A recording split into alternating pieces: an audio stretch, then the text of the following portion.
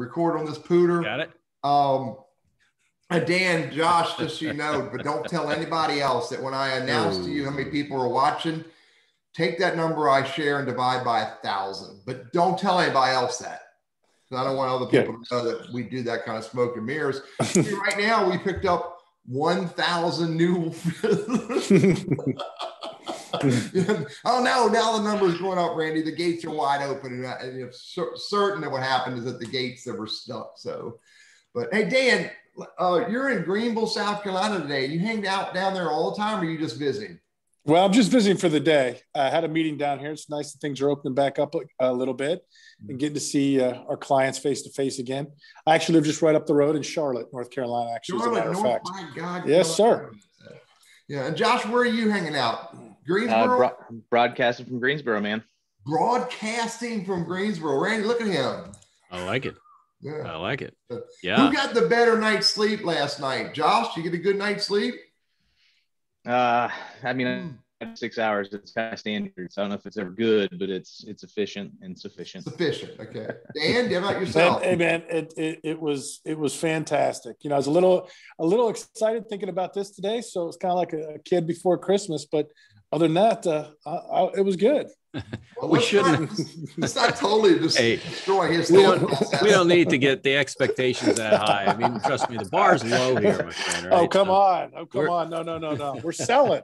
He's looking for the royalty checks. That's where that's right. Right. Yeah. So we got, sales is a competitive thing here. Either you guys athletes in a younger day. Definitely in a younger day. day. Those years kind of catch up with you pretty quick. Yeah. You telling me? Man. I'm watching it happen all around me. It's freaky watching all these people get old. But you know what's great though, Teddy, is it's not happening to you. It isn't, and I appreciate the fact that you noticed that. Hey man, I recognize that. You gotta let us in on your secret. That's right. Yeah. Oil of Olay, Dan. Oil there you go. All right. Clean living. Yeah. That's But, you see, he's so up to date. Look, he's got stuff he's been using all his career behind him off his shoulder. High-tech stuff, buddy. And high tech. I'm even moving into the big leagues. He's got it going on. Hey, we're going to want to know where everybody's watching us from. So Chan is here from Greensboro, and that's a good thing. But as we get some more folks coming in, we've got, what are we sitting at? 15, 16 right now. Yeah. 1,000. Thousands, Randy. Yeah. Thousands. But please enter in the chat box where you're watching us from. Don't fiddle around with the Q&A because I don't care and I don't monitor it. So it'll die a slow the old man death. Part of the show. Yeah.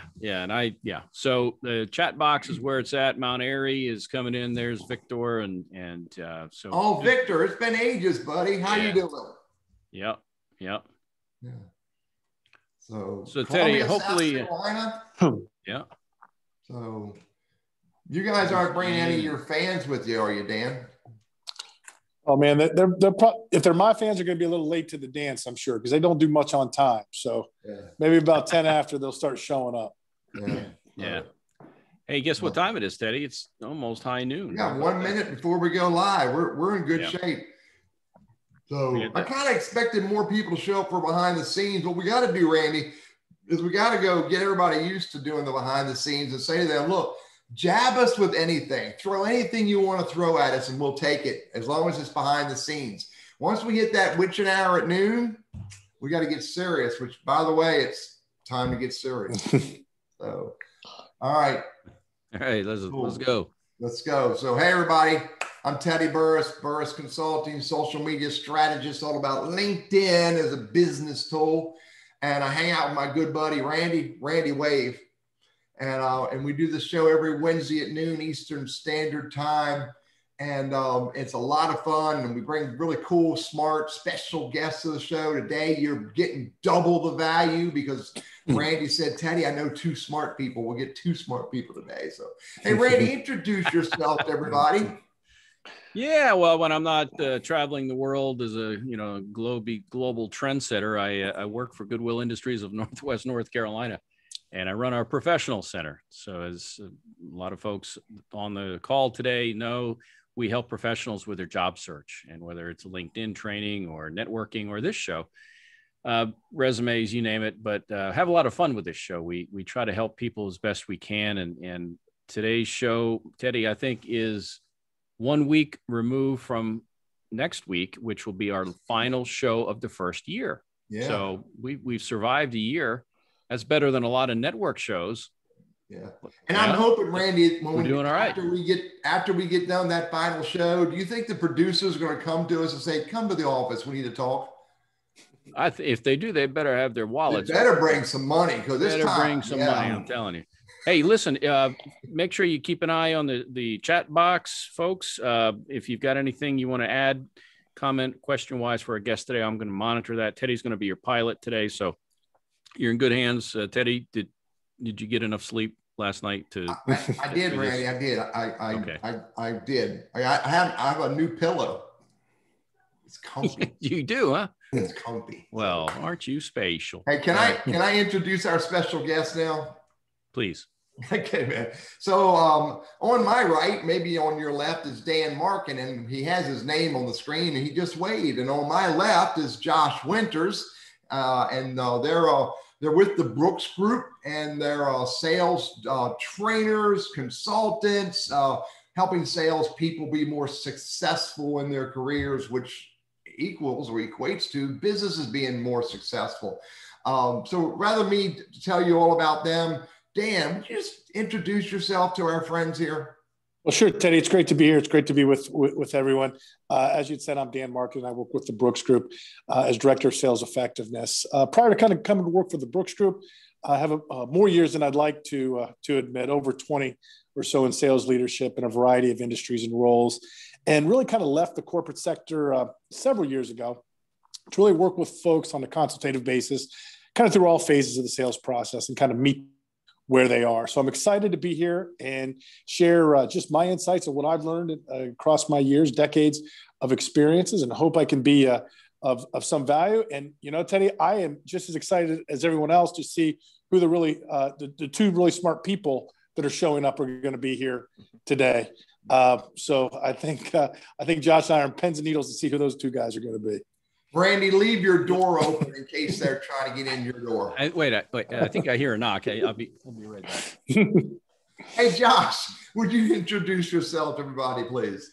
No, sure. And Dan, I'll solve that problem for you. So when they asked for a smart person, that's why I brought you. We're both in sales, but we're both half a brain. So together, collectively, we're that together. One smart person. Okay, but Josh Winters, I lead the sales team here at the Burriss Group. So from a professional services standpoint, we really focus on, really hiring the right people, making sure that we're helping our clients measure the right KPIs to ultimately put in and instill a repeatable process to really drive effectiveness inside the organization. So we have fun doing that.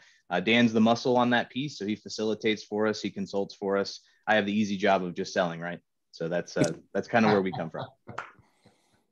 Good stuff. Yeah. I'm with you. I remember the days when the operations guy said, you sales guys are a bunch of slackers. You don't do any real work. And then I remember our jabs back the other way. They would say, hey, if we don't sell, you don't work. So that was a life previous. So, hey, this is good. I appreciate you guys showing up. Thank you very much. Let's talk a little bit about sales. And so I got a list of ideas that we decided to talk about that, I'll share with you. But take the whole perspective. The change in the pandemic, we're being pushed and squeezed to go more virtual. How's that impacting a really successful salesperson and what they have to do to be successful, to continue being successful? Dan? Yeah. So, it's a great question. And I think it's a big question. And I think when the pandemic hit, we were all kind of at a loss. And many of us that work in kind of the sales-oriented function, we were used to out seeing customers, seeing clients, being on the road, getting that windshield time and those kind of things. And the pandemic kind of turned that on its head. And I think what it really forced us to do that we were keen to, I guess, at least theoretically prior to the pandemic, but is really first and foremost, kind of recognize that before we're salespeople, business development people, account management people, whatever that might be, is that we're business people first. And so rather than, kind of trying to, push our insecurities through products or services on clients because we were feeling downline pressure from our organizations to sell. I mean, obviously everybody was nervous. Everybody was concerned about what was going to happen. And as you said, if salespeople don't produce, people don't eat. Mm-hmm. And so I think what we had to learn to do is kind of maybe resist the impulse to be what we are naturally keen to do, and kind of step back and say, listen, from a business perspective, how do I really create value in a new time for clients? And a lot of that, I think, was understanding that many times that has really not a lot to do with our products and services, but finding out really what the pain points were in any particular situation for a client and putting that kind of that business leg first before we were salespeople. Yeah. Josh, anything to add? So I'll add that there was awareness that got created. I think hopefully it got created for a lot of folks that going about your business the same way that you were doing it before simply was not going to be effective. People, building relationships virtually completely different than building them face to face. It'd be great if we were sitting at a table together right now. That's just not a possibility in a lot of places. Additionally, there's actually opportunity there. So for folks that were able to capitalize on that and adjust and pivot, they were able to open doors that perhaps they couldn't have opened before. So, there were some challenges with it, but also a lot of opportunity on both ends of that. But it came with understanding yourself and kind of your own strengths and weaknesses. Yeah. And I'll add one thing. Josh makes a great point about the new opportunities. We are taught from, the early genesis of our careers as salespeople is that we've got to be relentless. Mm-hmm. We got to knock on doors. We got to keep, calling, keep emailing, doing those things. Well, at some point in time, relentless becomes annoying. And so what I think the pandemic taught us was, yes, we have to be resilient, but to Josh's point, we've got to be relentlessly resilient. We've got to find new and innovative ways if we want to survive. And so it's not about how many times you're going to get knocked down, clearly, but how many times you're going to get up. And that's kind of speaks to the true heart of a true salesperson. Is how many times you're going to get up. Yeah.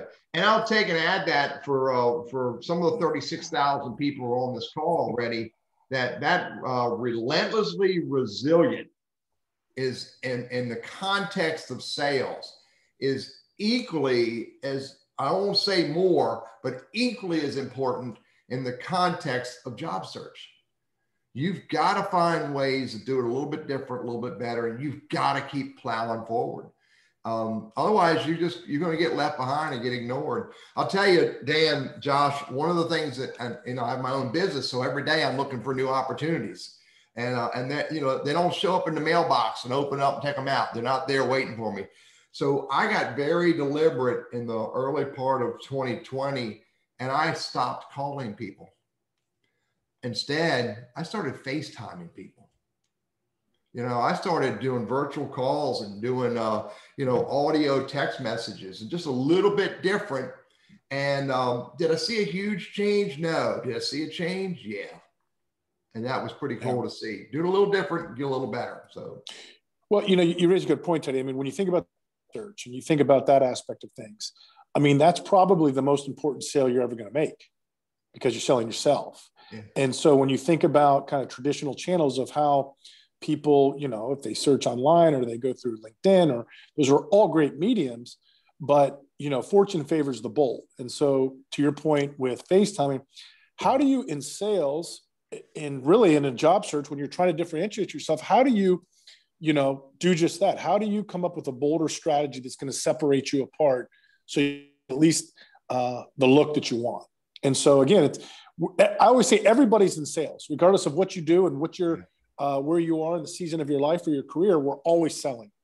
And so the components of it are obviously vitally important in all aspects. Yeah. Just a reminder, for the thousands that are watching us, if you want to let us know where you're watching from, and also if you have a question or a comment for Josh or Dan, then we want to encourage you to chat those in.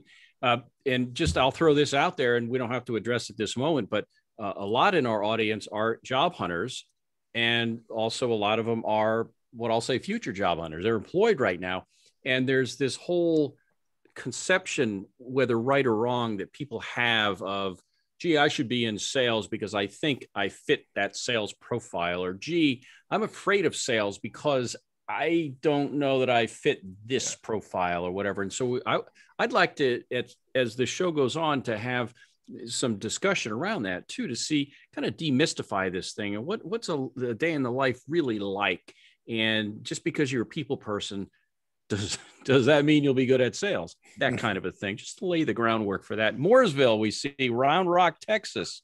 Where else are we, Teddy? High Point, we see Columbia, South Carolina, and some others. So keep it coming. Teddy, I'll throw it back to you and I'll monitor the chat box. Yeah, and interestingly, Randy, you pegged on the next idea that I wanted to bring together that conversation. Okay. Let's talk about that a little bit. So, anybody can sell, right? Maybe not. So let's break it up into two pieces, if you could. What's a mindset and a personality style that you guys think are, some of the good foundations to have if you're going to take a sales job? Josh? Yeah, Josh, that's with you. Yeah, that's a softball, right, Dan? You're welcome.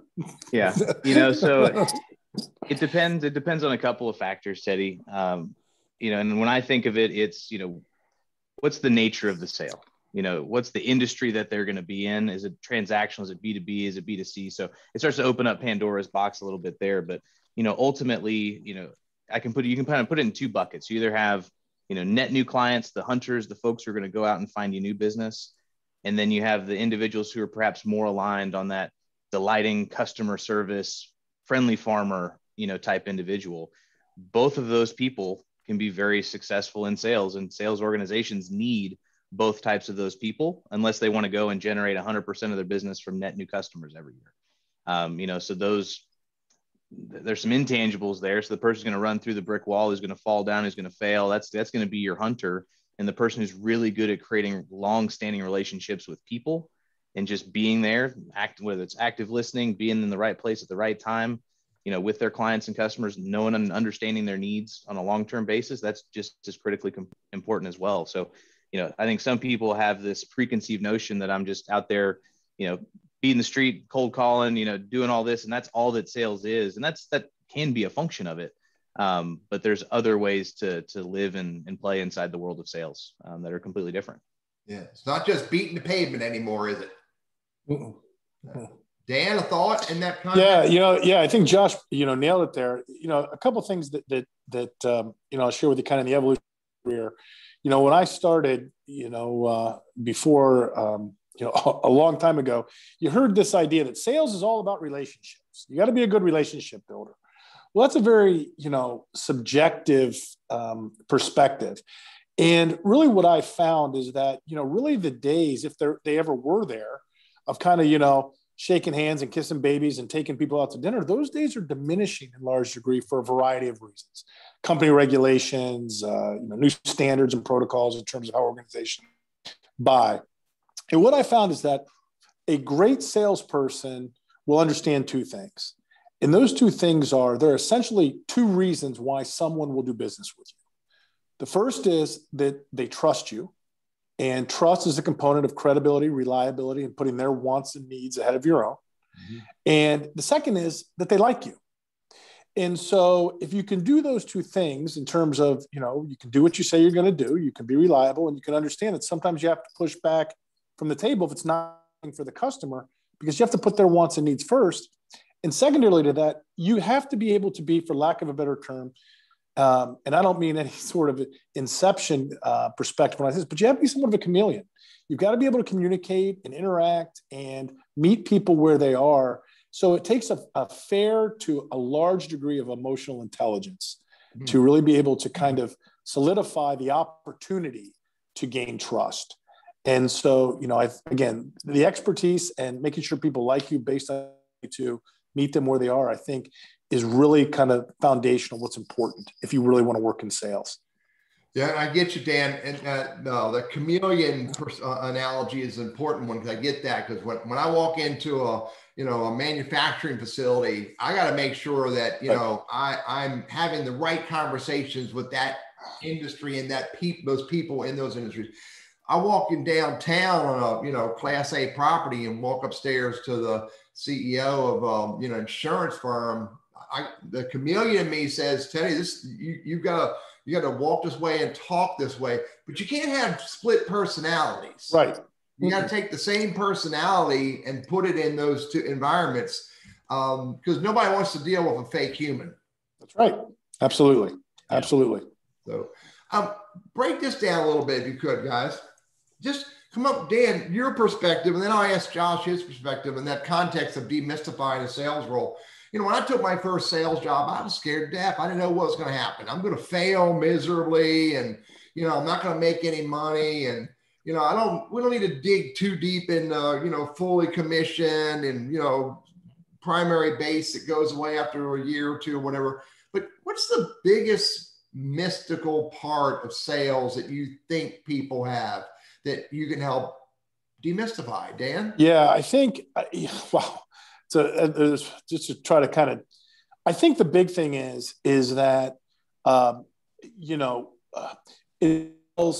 lot of people think in sales, there's this opportunity, and sometimes there is, to make a lot of money, and that people are driven because of the ability to make, a lot of money. And that's true in some perspectives, in many perspectives. And I also would tell you, the harder you work, the luckier you get a lot of times.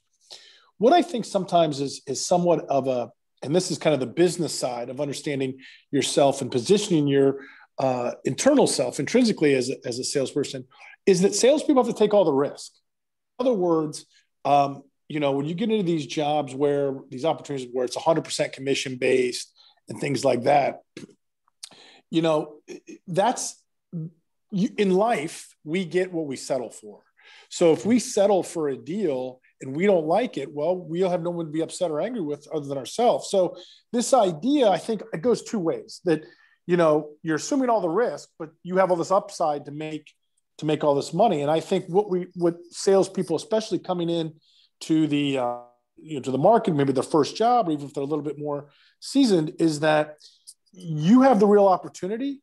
And quite frankly, an employer is going to want you to negotiate a better opportunity for yourself, because that's a representation of the way that you will negotiate moving forward. So you got to balance the risk. It's not all upside and it's not all downside, but it's what we create. And, again, it's what we negotiate, quite frankly.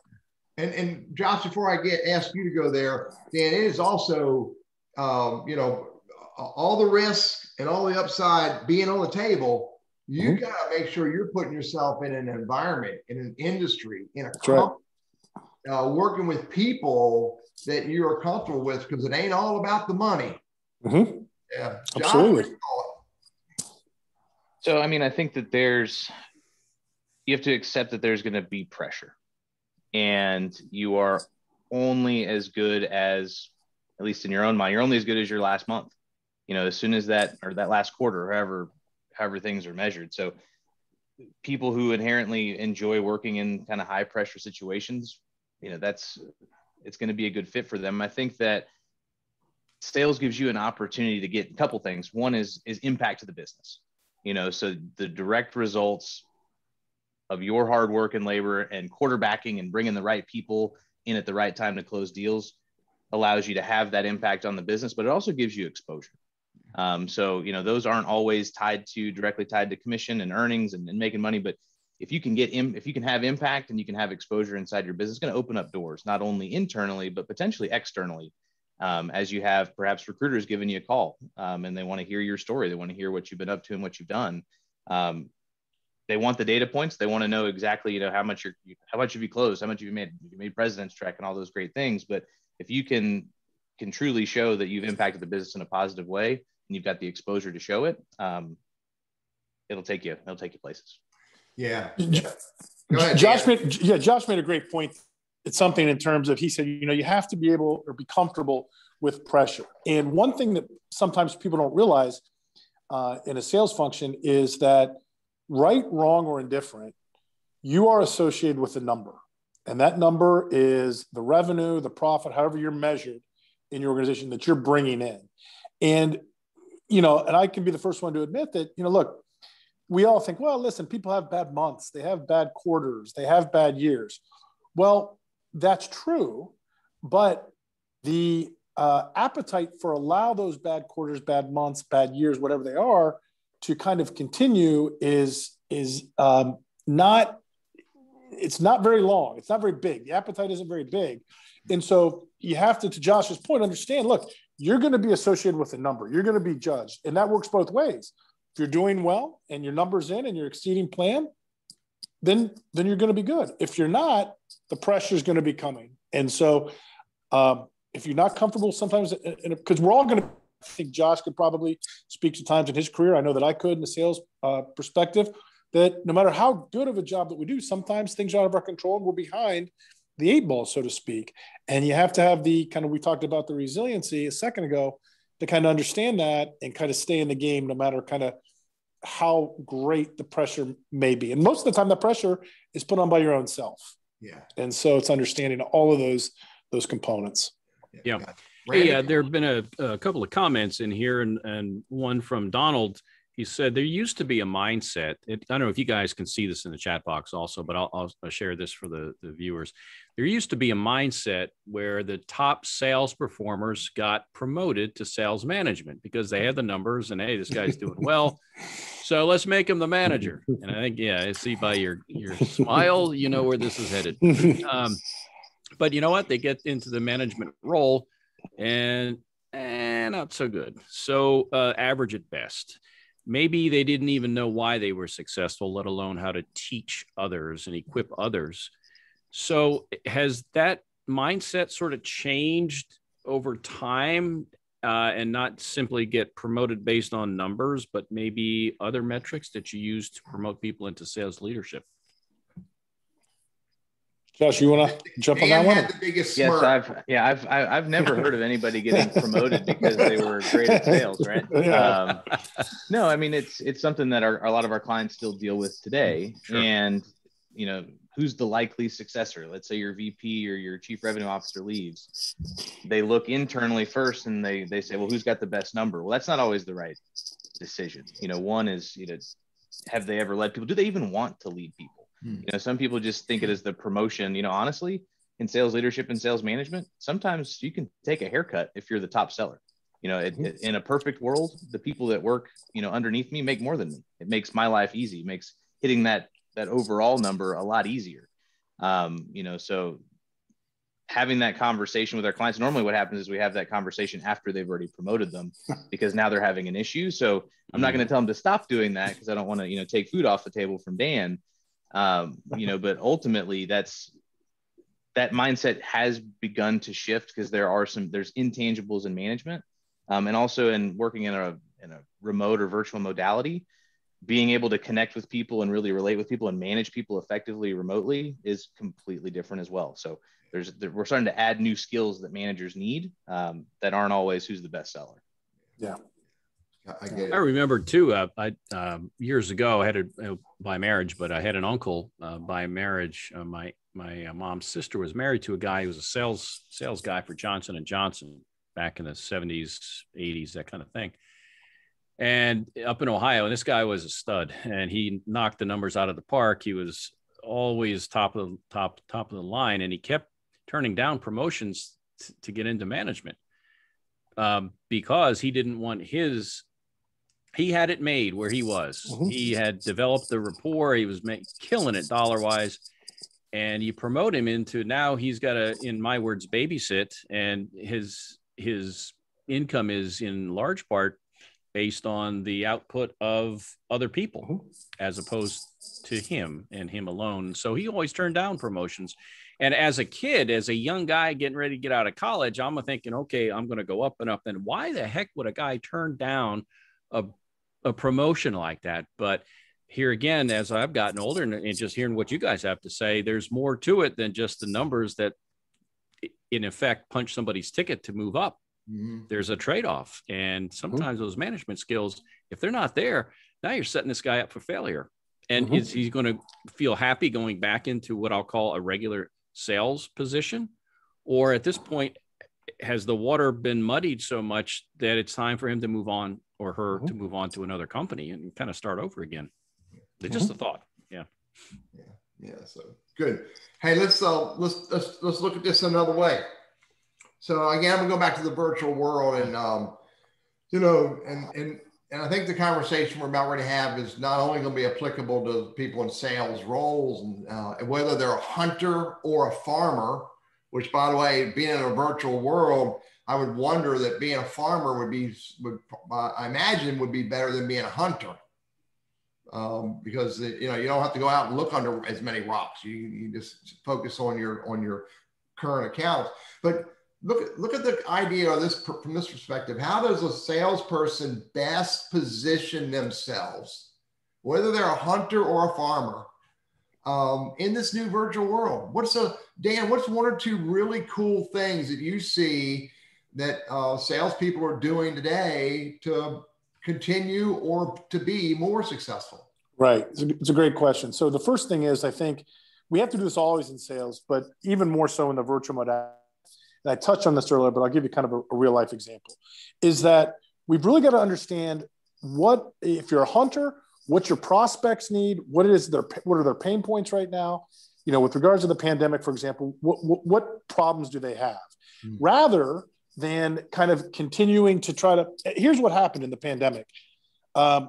Everybody kind of didn't know what to do. So they would call their customers, or they would, email them and say, hey, listen, just checking in. Want to make sure you're doing as well as you can. There was these niceties back and forth. And then it was like, nobody knew. And so I know that I was working with a client that had a very similar situation. And she happened to say to me, she said, it's like, I can't get any time right now because all of my clients are trying to figure out how to get paycheck protection money. And I said, okay. I said, well, what do you know about paycheck protection? And she said, nothing. And I said, well, who do you know that does? And she says, well, I know so-and-so that does this. It's a banker and da-da-da. Well, short, it had nothing to do with her product and or service, but she hosted a webinar hosted by the banker that put all of her prospects through, this is how you go about paycheck protection. And so in doing that, how do you fill out the application, what the process is, it was attended overwhelmingly, by everyone because it was their pain point. And what she did was she exercised her expertise by showing her prospects, listen, I understand where you're at. It's not about buying my widget right now. You have other problems. Let me be your partner and consultative resource to help you through that. So that's kind of a long way, Teddy, to answer your question, but it's finding ways to, as I said earlier, add value that many times have nothing to do with your widget or your service. Take away that pain that you don't know how to solve. That's right. By introducing them to someone else that can help them solve it, so that you can get more of their attention. That's right. Yeah. You've just qualified yourself as someone that has provided them something. So from a reciprocity perspective, at the top of the list now because they're going to want to reciprocate, the value that you provided them. And by the way, Dan, Randy and I clearly know this. That's why we bring special guests to our show. We're the freaking heroes here. There's no question. Josh, what's your thought on that? Position yourself in a virtual world. So I'll add kind of another layer to it, and it's around your individual positioning kind of globally. So that may be kind of your LinkedIn profile and, making sure that that's tidied up. But then if we're talking about, your positioning with your clients, understanding that you fall in one of three buckets, either that product or service salesperson, which you don't want to be, kind of that business expert or that strategic resource. So Dan had just mentioned that strategic resource aspect, but every one of your accounts or clients is going to see you in one of those three buckets. Sometimes you might have half those people think of you as a strategic resource, but others may still see you as that product or service salesperson. So really getting granular and understanding where you're positioned with each individual client is also going to be important for those who are currently selling. For those who are, on the job hunt or looking, it's again, it goes back to that differentiation piece. I spent 4 years in executive recruiting before I came to the Brooks Group, and I'm always going to your LinkedIn. I'm always looking at your resume. I want to make sure that those little suckers match up, because if there's discrepancies in there, what piece of paper are you feeding me? So it's the little things that can kind of position you out of a role or just confuse a potential hiring authority. Yeah. I'm going to chat about that in a minute, but first we do the half-hour break. Hey, you're on Lunch Conversations with Teddy Burriss and Randy Wooden, and our special guests today are Dan Markin and Josh Winters with the Brooks Group, and the conversations around the virtual world and demystifying sales roles. And remember, we do this every Wednesday, noon Eastern Standard Time. So, yeah, Josh, I'm with you. Going in a virtual world, you got to make sure your virtual stuff says, all your digital online stuff speaks well, not only of the business, but of you. Talked to a business owner this morning who his salespeople are lackluster at best online. And I'm being polite with my words, lackluster at best. And this is an organization that's B2B. And so it's clear that their clients, their prospects are going to go look at them online. And if they don't represent at least somewhat right, it diminishes the opportunity. So, so let's do a little deeper here. And Josh, you brought this phrase up in an earlier conversation, active listening. Do you want to share your perspective of what that means in the context of sales and maybe in context of, job seekers looking for jobs? I didn't hear that. I didn't hear you, Teddy. Can you repeat that? I was distracted. And you told me I would have this problem with him. But no, just to segue into active listening, and this is probably one of Dan's favorite topics as well. Just being present, being mindful. I'm looking in the chat here, having manners. Coming from Cindy here, it's how do you shut down and turn off all of the other external things that are always kind of just trying to get into our day-to-day, get into our mind. I've got my phone buzzing over here. I got my voicemail blinking. You can't multitask. People that believe they can multitask do two tasks very inefficiently and ineffectively. So that active listening, you miss on the subtle cues. You miss on the things that they're giving you in the conversation, especially in a virtual modality. We're not face-to-face here. I can't feel your energy the same way. So if I'm not fully engaged, I might miss something that's critical. So that's maybe to tee it up for Dan to hit the home run there. But that's how I initially view active listening. Yeah, a couple of things around listening in that, I go back to my days in college as a student of the psychological sciences and then in practice of that and thinking about the ability to listen. And one thing that really kind of jumps out at me is that as human beings, we listen to people or hear them with the intent to respond. Mm-hmm. We don't listen with the intent to understand. And there's a variety of reasons for that because, there's this idea that the quicker you respond to a question or to any stimulus, the more intelligent or more dexterity that you have. That's fundamentally not true. There's no empirical data that says that the faster you respond, the more intelligent you are. But we're conditioned in many ways like that from the time that we're young. But to Josh's point, I think that, and I talked about emotional intelligence earlier.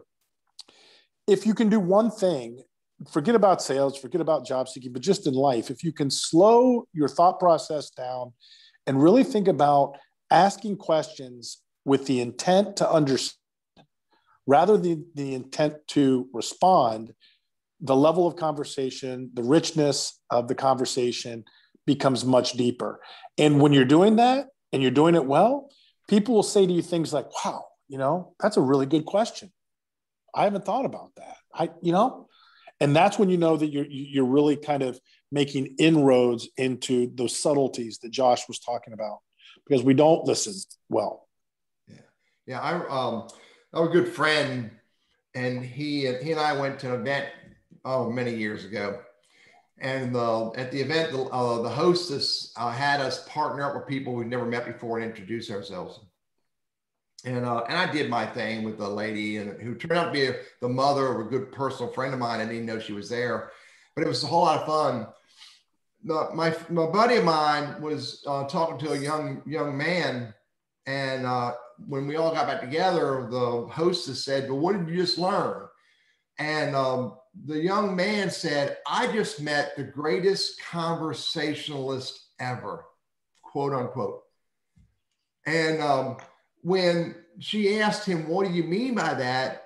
he said he kept asking me questions, and each question was based on what he just heard. And then he kept digging and digging and got to really know who I am. And then he kind of looked himself like, wow, he wasn't a conversationalist. He was a listener. Yeah. That's rich. I mean, it really is rich. So hey, we had a comment here in the chat box. Maybe a suggestion or maybe a pet peeve might be a little strong word here, in my words. And it's salespeople may want to slow down when speaking. A lot of them talk real fast, and it can make other people maybe feel uncomfortable. Can you speak to mannerisms? We mentioned manners in general, but body language, tone of voice, some of those qualities that go into building that trust. Yeah, I'll start on that one. One of the things is that as salespeople, people that work in sales, Josh talked earlier about pressure, and there is a expeditious nature in terms of trying to get things done, trying to sell value. And sometimes that's because often sales individuals, or even if you're in a job interview and you're interviewing with someone, you're trying to demonstrate your value very quickly because it's top of mind. You think that you're going to hit this while it's hot and you want it to resonate. But really, it's the exact opposite. In the event that you can kind of slow things down and really kind of understand holistically. And I call that transactional selling. If you have a need and I try to solve for it right away, we're transacting back and forth. I'm not really understanding exactly what it is that you really want and what you really need. And that really, at the end of the day, is what makes a great salesperson. And it's really the only thing. You have to be able to give the customer what they want, they need, when they want, and what they need. That's the definition of a relationship. And so you have to resist this impulse to not be pushy or to push your agenda or to try to solve too quickly, but rather allow these individuals to perfuse kind of their wants and needs and get a holistic understanding and provide a rich, robust solution to what it is they want, what it is they need. Yeah. Josh, thought? I'll add just kind of a different aspect to it. And sometimes you can talk too slow.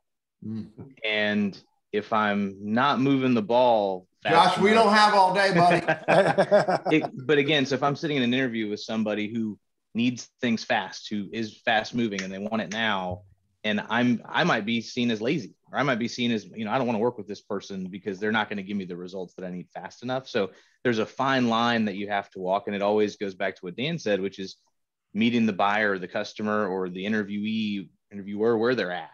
Yeah. And being able to do that you need emotional intelligence to be able to do that. You need to be self-aware to understand what you need to be. In a previous life, I did some sales training. I was trained as a salesman, and by golly, I didn't nail that course, but I did get that training. And one of the things this course taught me was a thing called upfront contract. And what that helped me understand is not only how much time do I have, because in an upfront contract, you say, hey, Dan, I got till 11:45. Are you good with that? It not only tells you how much time I have, but it also made me focus on the things that are the most important to talk about during this conversation. Because if I waste time talking about things that are not important to the client, then I just wasted his time, and he's not necessarily going to want to have me back. So, a lot of context around that. What do you talk about and how fast do you talk or how slow do you talk? I guess there's another thing too that just came to mind. It's called mimicking. I was years ago was taught to mimic the other person in some context. So Dan's got his hands out in front of him like this, and he doesn't know because he can't see my screen, but my hands are down here like this as well. And you also mimic the way they speak. So, if they're a slower speaker, you don't want to be busting out the gate with every conversation. So, hey, Teddy, we got a wise guy in the audience here, right? Do we? Dean's at it again. Dean's messing with you, man. He's at it again. I'm telling you. Who talks fast? I get paid per word, buddy. Dean, we love you. We're both Yankees. We are. I'm an old radio guy, so if I have to speak fast, I can speak real fast. But I find that a lot of times when you do that, people kind of tune you out.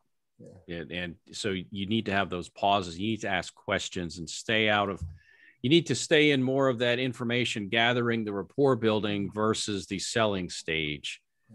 And too often people say, I'm hungry. And you say, hey, buy my food. It's great.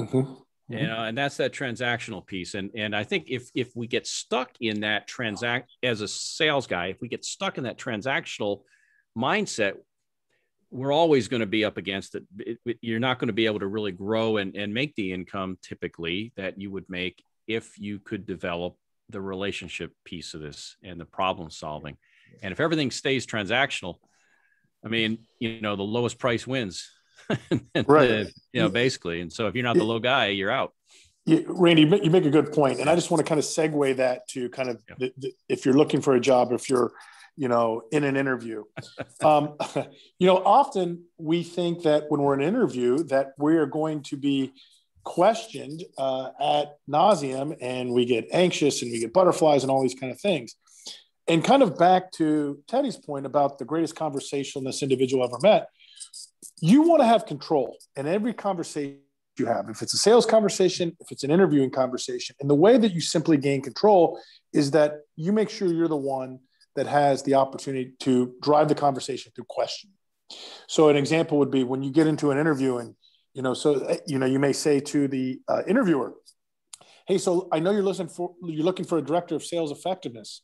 Tell me about what brought the opening about. Tell me about, broad brush. And what you'll find is that the more that interviewer talks to you, not understanding you're going to get of that job, but the more qualified you become because you're asking the right questions to understand if you are the right wholesale fit and how to position yourself rather than I'm hungry, here's my food.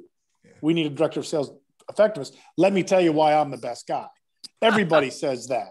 And like we talked about earlier, you want to create differential, resist the impulse, listen, and then do not transactional sell, but come back holistically with a real formula.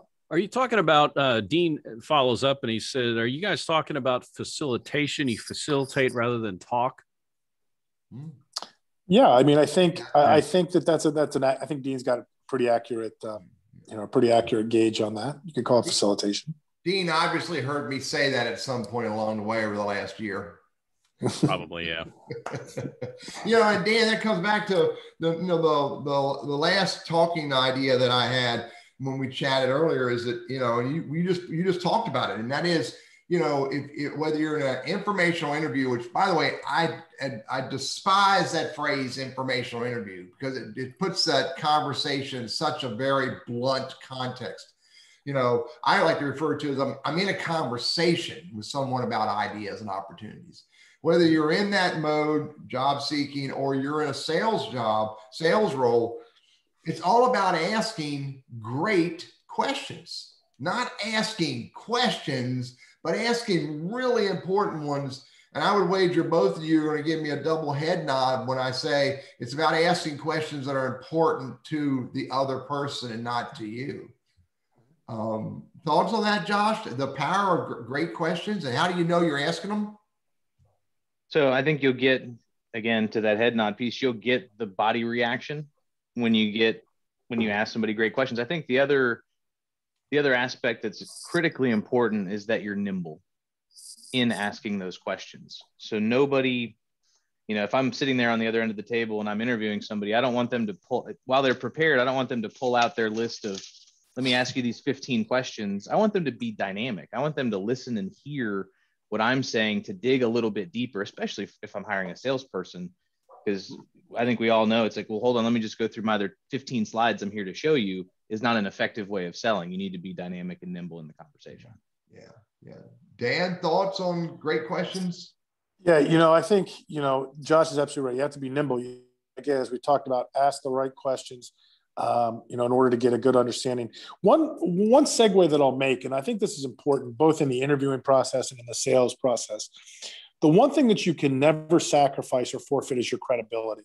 And the reason I bring that up is because as you facilitate, to Dean's point, the conversation with a prospective employer, and you really start to feel that, you know what, for any myriad of reasons, maybe it's not really a job that you want to do, or maybe you don't really have the skill sets, rather than what we traditionally do, say, and try to put ourselves into the box because we think we want the job, we have blinders on, just like we want the sale. So we try to make often organizations, we try to be too nimble. Simply say, hey, listen, you know what? I appreciate the time, but I have to, in all candor, I don't think I'm the right person for this opportunity for you. When you do that, that employer probably has never heard that before. And what you've gotten is instant credibility. And what happens is you might not get that, you might not make that sale, but when they have a question and they think they might have a job that may be more suitable for you, you're going to be the top one on your list. And that's how you, as Josh said earlier today, how you personally position yourself, because the more you position, the better you position, the easier prospecting becomes. And so you move from a candidate to, a viable hire in that, because you've been credible, you've told the truth. So when you're asking the questions, don't just ignore what they're telling you. If they're telling you something that really rhyme or jive with what you think the fit should be, talk about it. Yeah. And hold on to credibility. Yeah, that's a good point. I'm with you, Dan. Probably one of the most powerful assets that we all should have is the ability to see that that's not for me. And then the icing on the cake, the gravy on the biscuit, is to introduce them to someone that could be for. That pays huge dividends. That's right. So this is good stuff. Dan, and I'm going to ask Josh the same thing. And Dan told me to ask him first so that Josh can listen to what Dan says and play off it. One solid tip that you think these folks, our audience, would get from our conversation that you want to make sure we never forget. I think that understanding in any process, if it's job hunting, if it's selling, if it's whatever it is, it's 50% art and it's 50% science. You have to recognize that both of those are equally as important. And we may be stronger in one and have a little bit more opportunity, but I can tell you that you'll be most successful when you create, develop, and follow a plan and use your soft and interpersonal skills to layer over that plan for more success. So you got to have both. You can't just wing it, and you can't be overly, rigid in terms of the way things have to work. It's got to be 50-50 art and science. So I look what you just said. That was powerful. Whether it's a sales role or job search, it's 50% art, 50% science. And if I heard you right, in my mind, you better have a process that you stick to. That's right. Yeah. That's absolutely right. Yeah, good stuff. Josh, what's your thought? Now I get to follow that up, Teddy. So thanks for that. I even amplified it so that your next what comes out of your mouth now, buddy, is absolutely phenomenal. Well, thanks for buying me another 10 seconds. I will. Beautiful. There's the ABCs of closing that I think were hammered in a long time ago with Glengarry Glen Ross, to always be closing. And I will change the C, which is always be curious. Whether that's through active listening, whether that's through your own positioning and research and what you do in the marketplace. If you are always curious, you will find yourself more often than not with a shot at winning business or winning a job.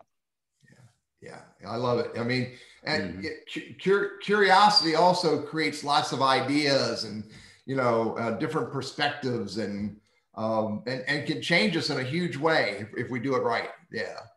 Randy, did I miss anything? Anything else pop up?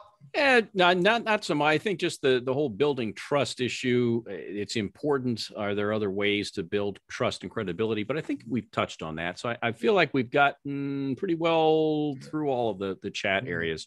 Have we helped you with your challenge, Randy? You were saying which challenge is that, Teddy? I'm gonna hone in on just one. What challenge? You and I, we were talking about doing the show. You kept saying, "Man, I want to know if I'm a people person, and should I have a sales job?" Did we fix that with you? Yeah, let me throw this at you. Okay, let me throw this at you. And this was actually, Teddy, this was going to be part of my anecdotal story at the end. Well, so, but we'll do it now because I have another story that I'll share real quick. But all right, here's the deal. I coach job hunters to help them make transitions. A lot of them want to stay around pegging a round hole and just get another job down the street doing the same thing. And other ones say, you know what? I'm a people person. I've been told how to be in sales. I have the gift of gab. And, why don't how hard can sales be? I mean, look, the guy had a 2.0 in college and he's, killing it in sales. So you don't have to be that smart, right? Nobody goes to college to be in sales. Why don't I just jump into sales? Any idiot can do that. Dan, Josh, don't leave. Please don't leave. Please don't leave. But that's kind of the mindset is like, how hard can that be? I like to talk. I like people. Why don't I get into sales? And I try to caution them. For one, I say, well, you better look under the hood here and really talk to sales guys. But it's also a scary thing to something you guys both mentioned at the outset. And it's you're only as good as your last month or your last quarter. And if I'm used to sitting around, so to speak, collecting a steady paycheck, suddenly now my paycheck may not keep coming if I have a few bad months or quarters, and that whole pressure issue you talked about. So yeah, those are things. I guess if you had that person come up to you and say, hey, I'm a people person, I'd love to work for you guys. Come on. What would you tell them?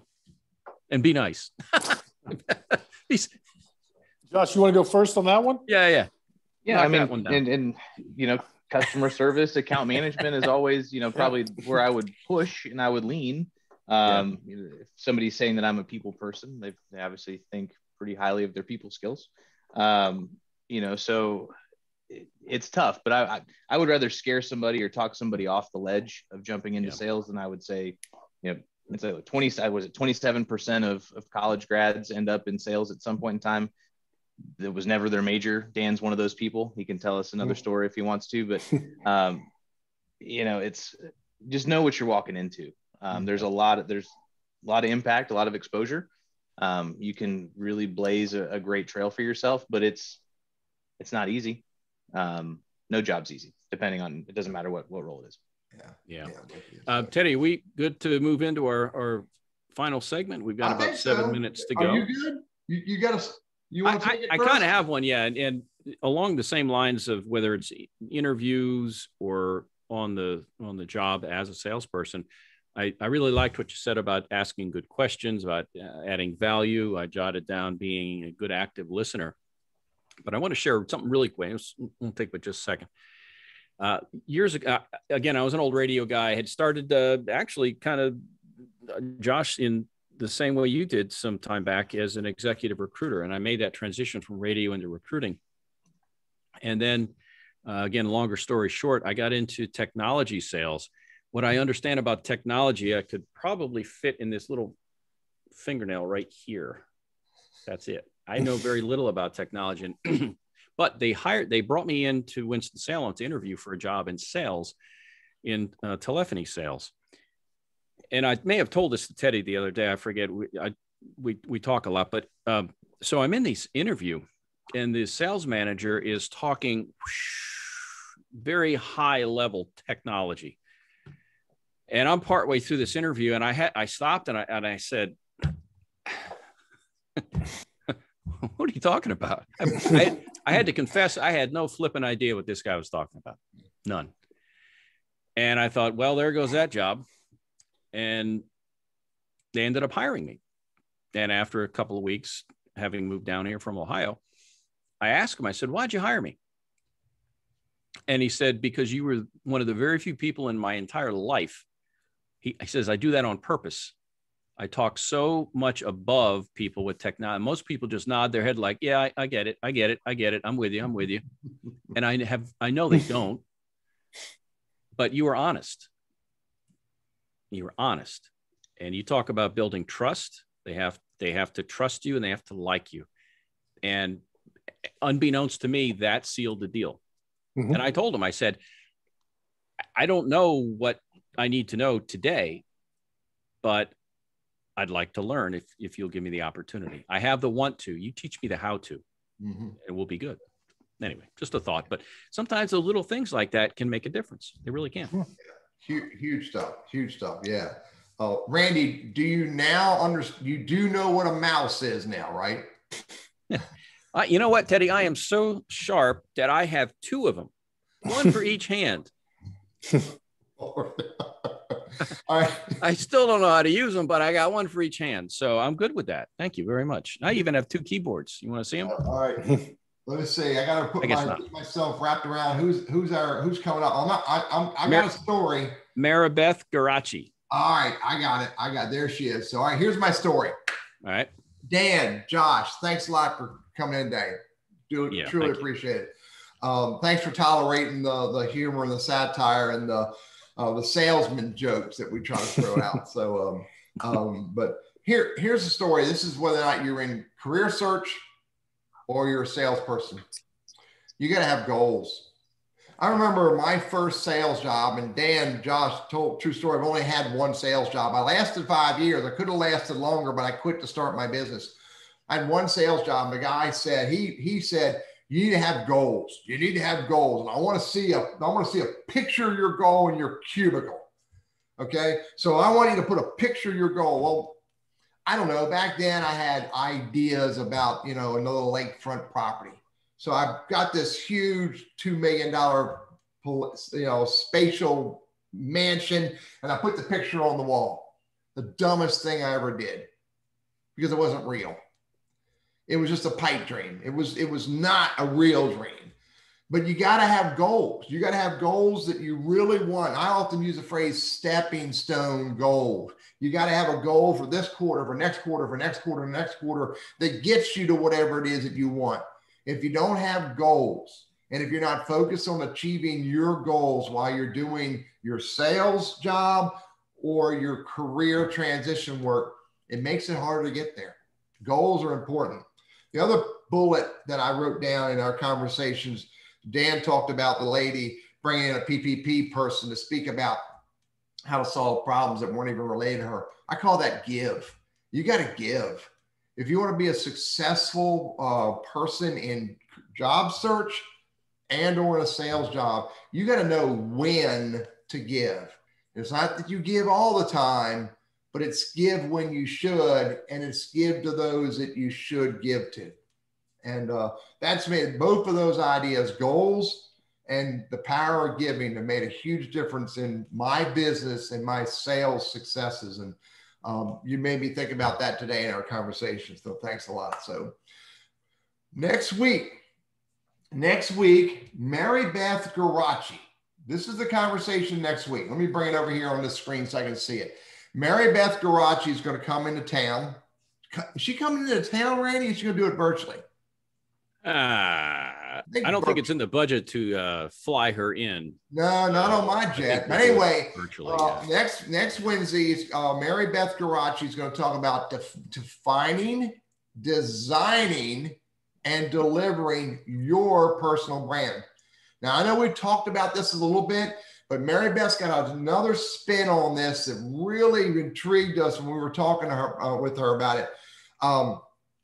Interesting enough, she's in Greensboro, North Carolina, which is right down the road from what do we call our place, Randy? The studio? The bunker. I don't know.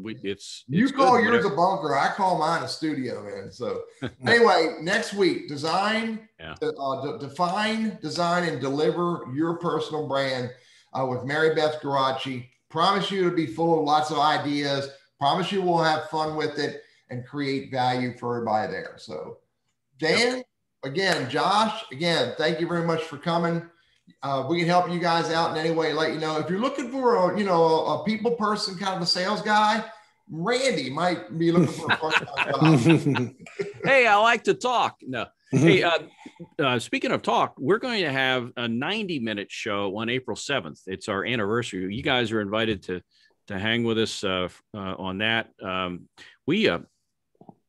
We started this thing a year ago, and so on April 7th, it's our first anniversary show. So if you're so inclined, please watch that.